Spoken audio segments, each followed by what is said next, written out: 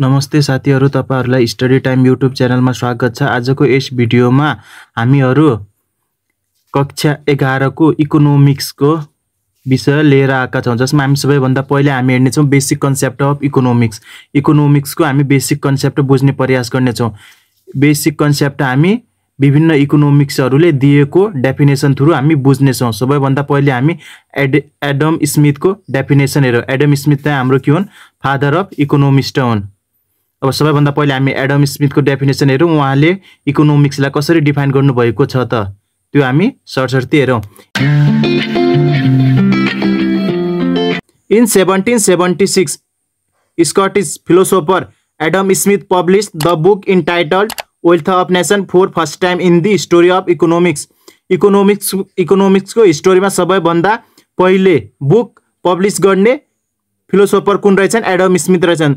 उहाँले wealth of nation नामक book चाहिँ पब्लिश गर्नु भएको रहेछ। इन 1976 AD मा पब्लिश गरेका थिए। Due to this great contribution, यो बुक पब्लिश गरेको कन्ट्रिब्युसनको कारण उहाँलाई चाहिँ के मानिएको छ? फादर अफ इकोनोमिस्ट टाइटल दिएको छ। कसलाई? एडम स्मिथलाई। अनि त्यसपछि के भनेको छ हाम्रो? In this book he define economics as the study of wealth. अनि जो यो बुक छ नि वेल्थ अफ नेशन हो, यो बुक चाहिँ उहाँले कसरी डिफाइन गरेको छ कि इकोनोमिक्सलाई चाहिँ के को स्टडी भनेर, स्टडी अफ वेल्थ भनेर। इन अदर वर्ड्स, हेर्नुस् त यता, in other words wealth earning activities are included by Adam Smith in his books. अनि अर्को शब्द भन्दाखेरि हामी कसरी बुझौँ कि उहाँले यो बुकमा चाहिँ पैसासँग रिलेटेड एक्टिभिटीजहरु चाहिँ संकलन गरेर चाहिँ यो बुक के पब्लिश गरेका छन्। This point includes in his definition as explain below. अब उहाँले इकोनोमिकलाई कसरी डिफाइन गरेको छ त? के पोइन्टहरु हामी तल इन्क्लुड गरेका छौं त्यो हेरौँ त। सबभन्दा पहिले हेरौँ के भनेका रहेछन्? Since the wealth fulfil all the need, desire and ambition of human beings भनेको छ। हेर्नुस् त, वेल्थले हाम्रो के कुरालाई फुलफिल गरेको छ? नीड्स भो, डिजायर भो, एम्बिसन भो, यी सबै कुरा चाहिँ हाम्रो के छ? वेल्थ, यानी कि पैसाले फुलफिल गरिरहेको छ नि हो। त्यही भएर wealth should be give top most priority. त्यही भएर उहाँले आफ्नो यो बुकमा चाहिँ वेल्थलाई चाहिँ एकदमै टप मोस्ट प्रायोरिटी दिएका छन्। Since wealth has all round importance in human life. हेर्नुस् त, हाम्रो मानव जीवनमा के छ? पैसाको एकदमै ठुलो रोल रहेको छ नि त, आवश्यकता रहेको छ। So every human being should be active in purpose of earning wealth भनेको छ। अनि उहाँले के भनेको छ? पैसाको एकदमै इम्पोर्टेन्स रहेको छ। त्यही भएर सबै ह्युमन बिइङले चाहिँ केमा एक्टिभ हुनुपर्छ? पैसा कमाउनु सोर्सेसमा चाहिँ एकदमै एक्टिभ हुनुपर्छ भनेको छ। Such man is called economic man. अनि त्यस्तो मान्छेलाई के भनिन्छ भनेको छ? इकोनोमिकको ल्याङ्ग्वेजमा चाहिँ इकोनोमिक म्यान भनिन्छ। हेर्नुस् त, यता रहेको छ economic man. The main sources of wealth is an employed labours in a factory or a company भनेको छ। हेर्नुस् त, त्यो वेल्थ त कमाउने भन्यो। अब त्यसको मेन सोर्सेज चाहिँ के रहेको छ? इम्प्लोइ रहेको छ। जुन चाहिँ केमा काम गरिरहेको छन्? फ्याक्ट्री अर कम्पनीजमा काम गरिरहेको छन् एज अ लेबर बनेर भनेको छ नि त्यो हो। त्यो चाहिँ मेन सोर्सेज हो के को? वेल्थको। अनि त्यसै गरी फर्दर हेरौँ त, यहाँसम्म हामीले के बुझ्यौँ? एडम स्मिथले इकोनोमिक्सलाई कसरी डिफाइन गरेका थिए? उहाँको वेल्थ अफ नेसनमा इकोनोमिक्सलाई कसरी डिफाइन गरेका त्यो हेरेका छौँ। अब त्यसपछि हामी फर्दर हेरौँ त। As we know Adam Smith has given importance on the wealth earning activities भनेको छ। हामीले उहाँको डेफिनेसनबाट हामीले थाहा पाइसक्यौँ कि उहाँले सबैभन्दा बढी इम्पोर्टेन्स चाहिँ केलाई दिइराख्नु भएको छ? वेल्थ अर्निङ एक्टिभिटिजलाई दिइराख्नु भएको छ। And so every man in society started earning wealth भनेको छ। अब उहाँले सबभन्दा बढी इम्पोर्टेन्स के छ? पैसा कमाउनु हो। वेल्थले के हुन्छ? ह्युमनको सबै निड, वान्स, डिजायरहरू सबै फुलफिल गरिरहेको हुन्छ भनेर उहाँले आफ्नो बुकमा भनेको छ। त्यही भएर सबै मान्छेहरू के गर्न थाले? त्यसपछि वेल्थ अर्निङ गर्न थाले, यानी कि पैसा कमाउन थाले by doing legal and immoral activities. अब पैसा कमाउन थाले, तर के गरिरहेछ? लिगल्ली इलिगली जे गरेर चाहिँ कन्सेप्ट के आयो? एनी हाउ पैसा कमाऊ भन्ने कन्सेप्ट आयो। Therefore social values and norms are, त्यही भएर सोसियल भ्यालुज एन्ड नर्म्स के भयो? कमजोर परे। आर ल्याग्ड बिहाइन्ड भन्नुको मतलब हाम्रो सोसियल भ्याल्युज नर्म्स जो छ नि त आज हामी ह्युमन भएर हामी बाँचेपछि हामीले सोसियल नर्म्स भ्याल्यु पनि हामीले त्यसको ख्याल गर्नुपर्छ नि, तर तिनीहरूले ख्याल गरेनन् किनकि तिनीहरूको कन्सेप्ट के आयो, जसरी भए पनि हामी पैसा कमाऊ भन्ने कन्सेप्ट आयो। त्यसपछि के भने thus this definition is highly criticise by Carlyle Ruskin and William Morris, they are criticism on Adam Smith definition as follows भनेको छ।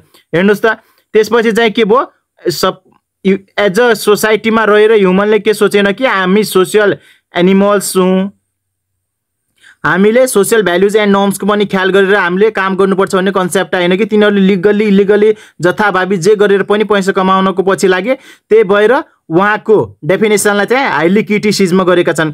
को इकोनोमिस्टले गरेका रहेछन्, Carroll Ruskin and William morose भन्ने हाम्रो यी इकोनोमिस्टहरूले चाहिँ एडम स्मिथको यो डेफिनेसनलाई चाहिँ क्रिटिसिज्म गरेका छन्। अनि उहाँले चाहिँ केमा बुदालमा अनि उहाँले कुन कुन पोइन्टमा क्रिटिसिज्म गरेका रहेछन् त्यो चाहिँ हामी यता हेरौँ त। सबैभन्दा पहिले according to the Adam Smith wealth should be given top most priority. हेर्नुहोस् त एडम स्मिथको हामीले डेफिनेसन इकोनोमिकको डेफिनेसन पढ्दाखेरि हामीले थाहा पाइसक्यौँ उहाँले सबैभन्दा बढी प्रायोरिटी केलाई दिएको छ, वेल्थलाई।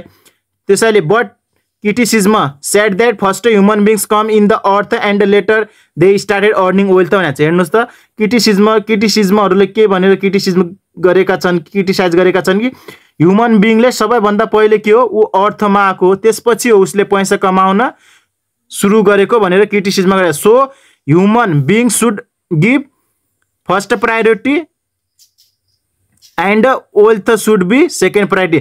त्यही भएर ह्युमन बिङले as a social values and नर्म्सलाई चाहिँ फर्स्ट प्रायोरिटी दिनुपर्छ, त्यसपछि चाहिँ वेल्थलाई सेकेन्ड प्रायोरिटी दिनुपर्छ भनेर यसरी क्रिटिसिज्म गरेको छ। यो एउटा पोइन्ट हो।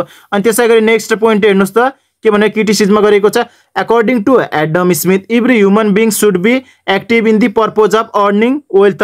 सबै ह्युमन बिङले चाहिँ के वेल्थ पैसा कमाउनमा चाहिँ एकदमै एक्टिभ हुनुपर्छ भनेर भनेको छ। कसले, एडम स्मिथले भनेका छन्। अब त्यसलाई कसरी क्रिटिसिज्म गरेको त्यो हेरौँ त। But criticise said that human being is a social animals हो and thus he has also to participate in the different types of social activities which are influence by law affection multiple corporation etc भनेको छ। हेर्नुहोस् त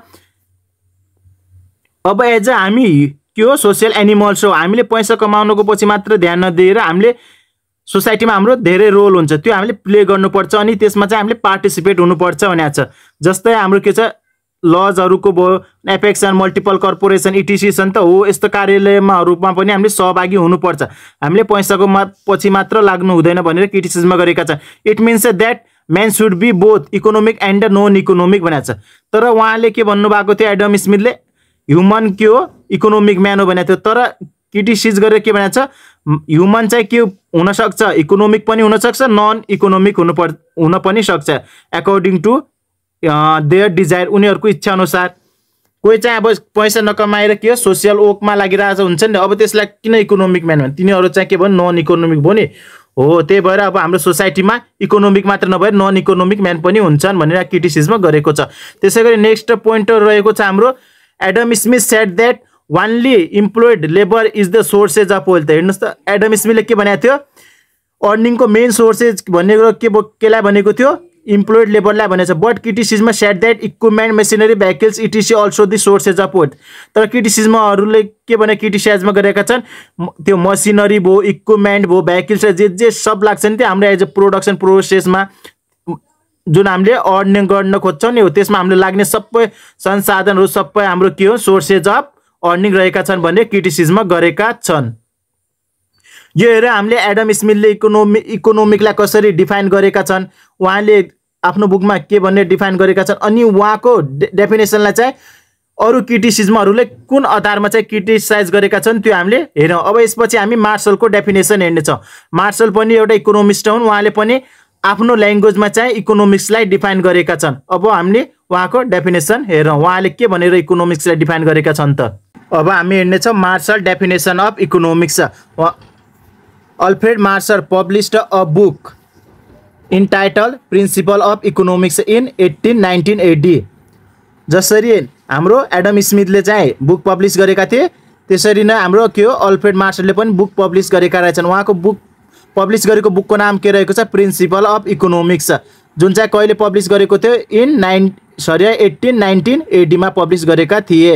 According to Alfred Marshall, economics is on the one side a study of wealth and on the other side and the more important side is the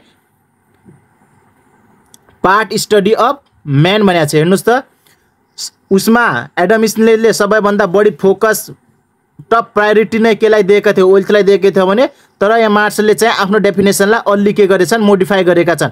उहाँले के भनेका छन्, first चाहिँ study चाहिँ वेल्थको हो भनेका छन् उहाँले पनि, तर के भनेका छन् on the other hand or importance side चाहिँ के को स्टडी हो भने म्यानको स्टडी हो भनेका छन्। आफ्नो के को डेफिनेसनमा, इकोनोमिक्सको डेफिनेसनमा चाहिँ यसरी उहाँले डिफाइन गरेका छन्। Marshall has give more importance on human man wealth. हेर्नुस् त उहाँले केलाई मोस्ट इम्पोर्टेन्स दिनुभएको छ, ह्युमन म्यान, अनि त्यसै गरी वेल्थलाई चाहिँ इम्पोर्टेन्स दिनुभएको छ। एक्कर्डिङ टु मार्शलका अनुसार economic is the study of mankind in the ordinary business of life भनेको छ। हेर्नुस् त उहाँले इकोनोमिक्सलाई के भनेर डिफाइन गरेका छन्, इकोनोमिक्स चाहिँ के को स्टडी हो, mankind in the ordinary business of life भनेको छ। बिजनेस अफ लाइफमा चाहिँ हामीले मान्छेहरूको स्टडी गर्छ भने त्यही नै हाम्रो के हो, इकोनोमिक्स भनेर उहाँले डिफाइन गर्नुभएको छ। The main 3 things that can be drawn from definition of economics given by Marshall's भनेको छ। अब हेर्नुस् त मार्शलको डेफिनेसनबाट हामीले 3वटा कुरा के लिन सक्छौँ भने, फर्स्टली के हो, economics is the study of mankind not of animals and plant. Economics भनेको स्टडी अफ द मैनकाइन्ड हो, न त त्यो एनिमल्सको न त प्लान्टको स्टडी नै हो। सेकेन्डली हामीले के बुझ्यौँ, economics is the study of economic aspect of mankind भनेको छ। हेर्नुस् त इकोनोमिक्स भनेको के को स्टडी हो, इकोनोमिक्स एस्पेक्ट अफ मैनकाइन्ड, मानिसको इकोनोमिक्ससँग रिलेटेड एस्पेक्टहरूको स्टडी नै हाम्रो के रहेको छ, इकोनोमिक भनेर हामीले बुझ्यौँ। थर्डली हामी के भनेर बुझ्नेछौँ, it does not study of whole human welfare but only part of it called material welfare भनेको छ। थर्डली हामीले के बुझ्यौँ कि यो चाहिँ हाम्रो के को स्टडी होइन, होल ह्युमन वेलफेयरको स्टडी होइन, तर only the part is called material welfare. Only के को पार्ट हो, मेटेरियल वेलफेयरको पार्ट हो, किनकि हामी केले बुझेछ, इकोनोमिक एस्पेक्ट जुन म्यानकाइन्डसँग रिलेटेड छन् त्यहीको स्टडी भनेर इकोनोमिक्स भनेको छ। त्यही भएर यो चाहिँ होल ह्युमन वेलफेयरको स्टडी होइन, तर के हो, यो only part of the material वेलफेयरको स्टडी रहेको छ। अब उहाँको डेफिनेसन पनि के भएको छ, क्रिटिसाइज भएको छ। उहाँको डेफिनेसनलाई क्रिटिसाइज गर्ने चाहिँ रोबिन्स रहेका छन्। उहाँले के भनेका छन् त, Marshall classified whole welfare of human into material and non-material welfare. Therefore, Robbins said that definition is classificatory in nature हुनुपर्छ। And according to Alfred Marshall, economics is a pure social science. It means that economics does not study the man living outside society भनेको छ। हेर्नुस् त Alfred Marshall के भनेको छ, economic is a pure social science भनेको छन्। It means that economics does not study the living man in the outside. अब उहाँले के भनेको छ कि मार्शलले इकोनोमिक्स भने प्योर सोशल साइन्स हो भन्यो। अब यसको मतलब के भनेर बुझ्यो कि अरू इकोनोमिक्सले त्यो चाहिँ के को स्टडी नरहेछ, लिभिङ आउटसाइड द सोसाइटी भनेको छ। जुन सोसाइटीभन्दा बाहिर गएर बसिरहेका छन् त मान्छेहरू, तिनीहरूको त्यो स्टडी नरहेछ भनेर चाहिँ बुझ्यो। But this is not the true. तर क्रिटिसिजमले के भने यो सत्य होइन, बिकज किनकि जस्तै साधु सन्त हुन्छन्, even living outside the society are also guided by the law of economics. तिनीहरू के भन्छ, सोसाइटीबाट बाहिर बसेका हुन्छ, तर ल अफ इकोनोमिक्सले तिनीहरूलाई पनि गाइड गरिरहेको हुन्छ। So they are also influenced in the subject of the matter of economics हो। त्यही भएर तिनीहरूलाई हामीले सब्जेक्ट म्याटर अफ इकोनोमिक्सको दायराभन्दा बाहिर राख्न सक्दैनौँ तिनीहरूलाई। त्यही भएर यो पोइन्टलाई चाहिँ रोबिन्सले क्रिटिसिजम गरेका छन्। अनि त्यसै गरी फर्दर मार्शलले के भनेका थिए, यता हेरौँ त, Marshall influence only material welfare within the study of economics. उहाँले बढी इन्फ्लुएन्स केलाई गरेका छन्, मेटेरियल वेलफेयरलाई, but and exclude non material welfare. Non material वेलफेयरलाई चाहिँ एक्सक्लुड गर्न खोजेका छन्। But Robbins said that there are so many non-material activities that comes under the subject matter of economics which fulfill human wants and needs भनेको छ। तर उहाँले के भनेको छ, नन मेटेरियल यति धेरै छन् कि जसले हाम्रो ह्युमन वान्ट्स एन्ड डिजायरलाई चाहिँ फुलफिल गरिरहेको हुन्छ भनेको छ। फर इक्जाम्पल जस्तै the service of human being such as teaching of teacher, treatment of doctor, service of engineer are non material in nature because they work not only for earning wealth but also fulfilling social needs भनेको छ नि हो। अब यस्तो कुरालाई चाहिँ उहाँले include गर्नु भएको छैन, नन मेटेरियल्स जुन चाहिँ हाम्रो एज अ सर्भिस अन्तर्गत पर्छ नि इन्क्लुड गरेका छन्, तर यो पनि इन्क्लुड हुन्छ भनेर के गरेका छन् रोबिन्सले चाहिँ क्रिटिसिज्म गरेका छन्। यो रह्यो हाम्रो रोबिन्सको हामीले अल्फ्रेड मार्शलको डेफिनेसन हेऱ्यौँ। अनि उहाँको डेफिनेसनलाई चाहिँ हाम्रो रोबिन्स इकोनोमिस्ट रोबिन्सले चाहिँ के गरेका छन् क्रिटिसिज्म गरेका छन्।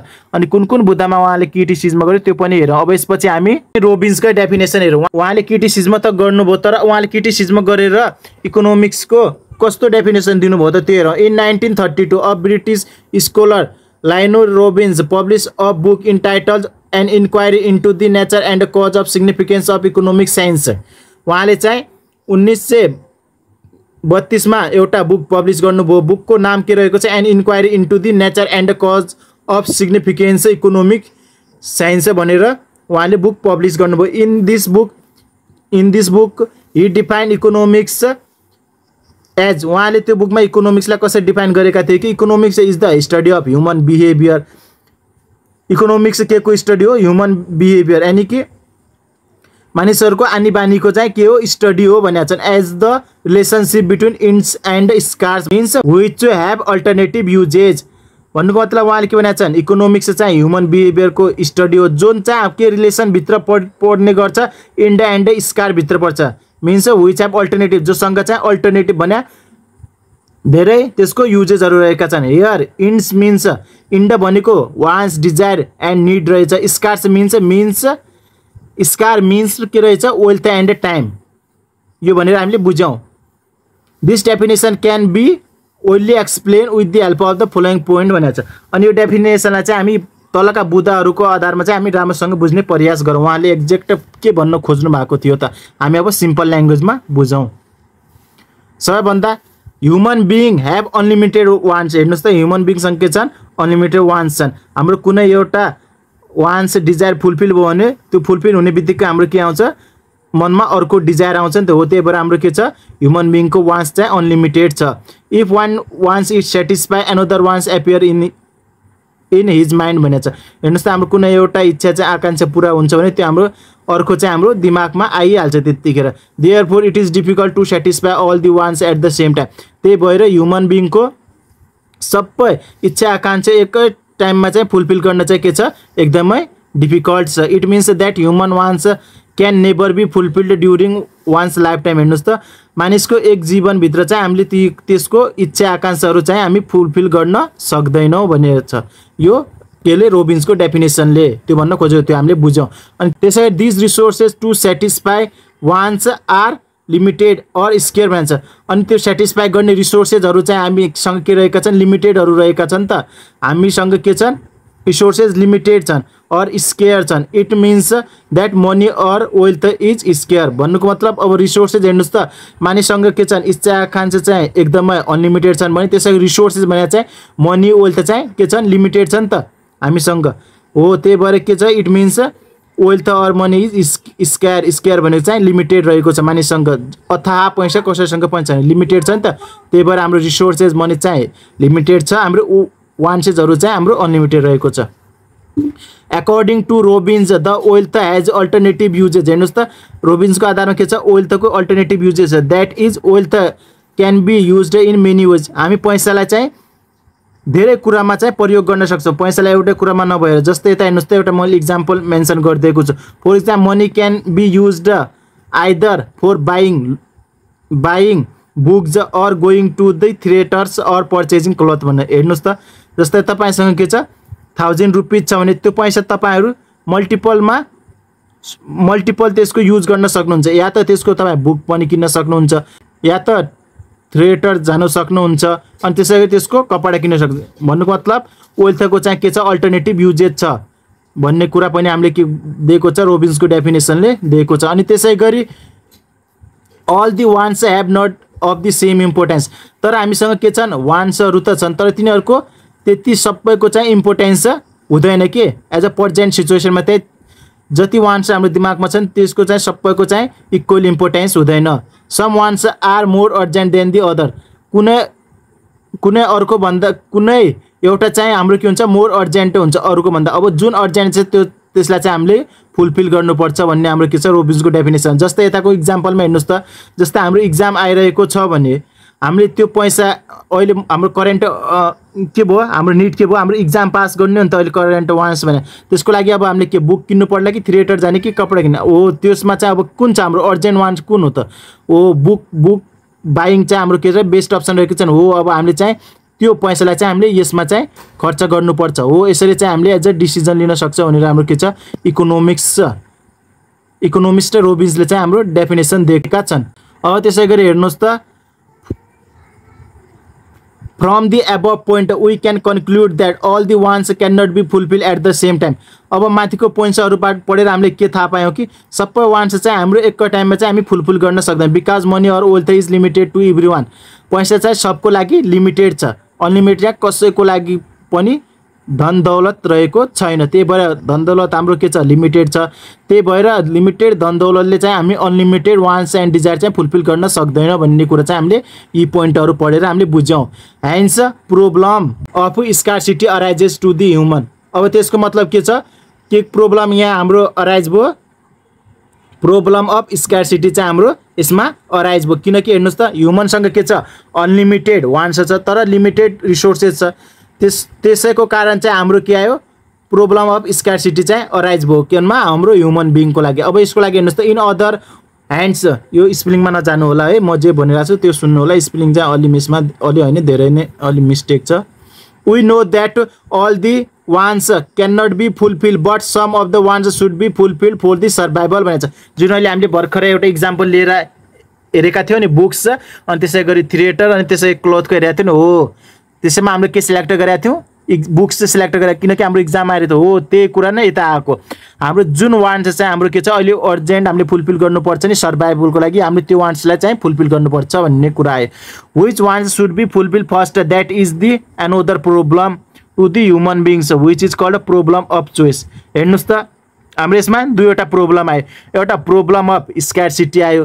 त्यो प्रब्लम अफ स्कार्सिटी भनेको के हो, हामीसँग के छ, अनलिमिटेड वान्स एन्ड डिजायर छ तर के छ, हामीसँग लिमिटेड रिसोर्सेस रहेको छ। त्यो प्रब्लमलाई हामी के भन्छ, प्रब्लम अफ स्कार्सिटी भन्छ भने। अब नेक्स्ट प्रब्लम आयो, जुन प्रब्लम कसरी एराइज भयो भने, अब हामी एज अ ह्युमन बिङ हो, हामीले सर्भाइभ गर्नुपर्छ। सर्भाइभ गर्नको लागि जुन हाम्रो डिजायर छ नि, इम्पोर्टेन्स हो, त्यसलाई चाहिँ फुलफिल गर्नुपर्छ। अब कुन डिजायर चाहिँ हामीले फुलफिल गर्ने, अब कुन डिजायरलाई चाहिँ हामीले फर्स्ट प्रायोरिटी दियो, त्यो सिलेक्ट गर्दाखेरि हाम्रो आउने प्रब्लमलाई चाहिँ हामी के भन्छौँ, प्रब्लम अफ चोइस भन्छ। हेर्नुहोस् त, which one should be fulfil first, हेर्नुहोस् त, अब कुन वान्सलाई चाहिँ हामीले फुलफिल फर्स्ट गर्ने, द्याट एनोदर अब त्यसले चाहिँ एनोदर प्रब्लम जेनेरेट गरेको छ ह्युमन बिङ्सलाई, which is called problem of choice, जसलाई चाहिँ हामी के भन्छौँ, प्रब्लम अफ चोइस भनेर भन्ने गर्दछौँ। Thus according to the Robbins economics it's said to be a science of scarcity and choice हो। त्यसैले रोबिन्सले के भनेका छन्, economics is to be science of के हो, स्कार्सिटी एन्ड चोइस हो। यो के को साइन्स, यो चाहिँ हाम्रो इकोनोमिक्स चाहिँ के रहेको छ, साइन्स रहेको छ, के को स्कार्सिटी एन्ड चोइसको चाहिँ साइन्स रहेको छ। नोट, अनि त्यसैपछि एकदमै इम्पोर्टेन्स नोट रहेको छ, Robbins suggest that to the rational human beings. अब हेर्नुहोस् त, रोबिन्सले के भनेका छन् कि रेसनल ह्युमन बिङ्सलाई most urgent wants should be fulfil first. जुन चाहिँ एकदमै आवश्यकता छ नि त, हाम्रो लाइफ जिउनको लागि एकदमै आवश्यकता पर्ने छ नि त वान्स डिजायरहरू हो, त्यसलाई चाहिँ फर्स्ट फुलफिल गर्ने। And less urgent should be postponed for the future.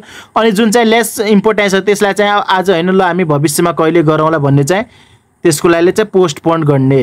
अहिले हामी सिम्पली स्टडी गरिरहेका छौँ, हामीले मोर फोकस केलाई दिनु पर्यो, आफ्नो स्टडीलाई दिने हो। अब स्टडीलाई दिने हो, त्यसै गरी अब के गर्ने, फ्युचर अरू जस्तै अरू हाम्रो वान्सहरू पनि आउँछ नि त, गाडी किन्ने अनि घुम्न जाने यताउति गर्ने अब त्यो कुरालाई चाहिँ हामीले पोस्टपोन अनि फ्युचरको लागि पोस्टपोन गर्ने हो। यसरी चाहिँ हामी सर्भाइभ गर्न सक्छौँ भनेर रोबिन्सले सजेस्ट गरेका छन्। अनि त्यसै गरी हेर्नुहोस् त उहाँले अरू कुरा पनि भन्नुभएको छ। जस्तै हेर्नुहोस् त Robbins said that economic problem do not be arise भनेको छ। हेर्नुहोस् त हाम्रो यो छ नि त प्रोब्लम, जस्तै प्रोब्लम स्कार्सिटी अनि प्रोब्लम अफ चोइस, यो चाहिँ हाम्रो अराइज हुँदैन। कस्तो बेला हुँदैन? If human beings have limited wants, यदि ह्युमन बिङसँग के छ लिमिटेड वान्स यानि कि सीमित के छ इच्छा आकांक्षा छ भने ह्युमनसँग, त्यति बेला चाहिँ हाम्रो इकोनोमिक प्रोब्लम चाहिँ अराइज हुँदैन। अनि अर्को पोइन्ट के भन्छ human beings have unlimited wealth, यदि मानिसहरूसँग के छ अथाह सम्पत्ति हुन्छ भने त्यतिखेर पनि हाम्रो के हुन्छ इकोनोमिक प्रोब्लम चाहिँ अराइज हुँदैन। यी दुई पोइन्टले चाहिँ हामीले के गर्छ इकोनोमिक प्रोब्लम हुनुबाट बचाउँछ। तर यी पोइन्टहरू चाहिँ हाम्रो के रहेका छन् इम्पोसिबल रहेका छन्, इम्पोसिबल। किनकि हेर्नुहोस् त ह्युमन बिङको के चाहिँ वान्सहरू चाहिँ लिमिटेड यो राख्न सकिन्छ, यो आफैमा असम्भव छ। हामीले कुनै एउटा वान्स फुलफिल भयो बित्तिकै हाम्रो के हुन्छ अनदर वान्स चाहिँ के हुन्छ अलरेडी हाम्रो के हुन्छ दिमागमा आइहाल्छ। अनि त्यसै गरी अनलिमिटेड वेल्थ चाहिँ यो अर्न गर्न हामी असम्भवै छ। यदि हामीले यी दुईटा कुरालाई हामी गर्न सक्यौँ भने हाम्रो इकोनोमिकमा चाहिँ यो प्रब्लम अराइज हुँदैन। कुन कुन प्रब्लम अराइज हुँदैन? एउटा प्रब्लम अफ स्कार्सिटी अनि त्यसै गरी प्रब्लम अफ चोइस। यी प्रब्लम चाहिँ हाम्रो इकोनोमिकमा अराइज हुँदैन भनेर भनेका छन्। कसले? रोबिन्सले आफ्नो इकोनोमिक्सको डेफिनेसनमा। आजलाई यति नै। आजको भिडियोमा हामीले के हेऱ्यौँ? बेसिक कन्सेप्ट अफ इकोनोमिक्स यानी इकोनोमिक्स चाहिँ हामीले बेसिक कन्सेप्टहरू बुझ्यौँ जुन हाम्रो इकोनोमिस्टहरूले दिनुभएको थियो, जसमा हामीले सबैभन्दा फर्स्ट एडम स्मिथले हेऱ्यौँ। उहाँले आफ्नो बुकमा इकोनोमिक्सको कुन आधारमा डेफिनेसन दिनुभएको थियो। त्यसै गरी रोबिन्सको हेऱ्यौँ अनि त्यसै गरी हामीले मार्सलको हेऱ्यौँ।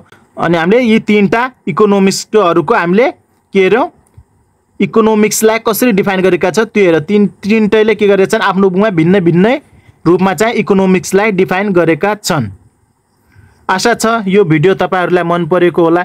यदि भिडियो मन परेको छ भने लाइक गरिदिनु होला अनि त्यसै गरी च्यानलमा नयाँ हुनुहुन्छ भने सब्स्क्राइब गरिदिनु होला अनि साथमा रहेको बेल आइकनलाई प्रेस गरिदिनु होला ताकि आगामी भिडियो चाहिँ नछुटोस्।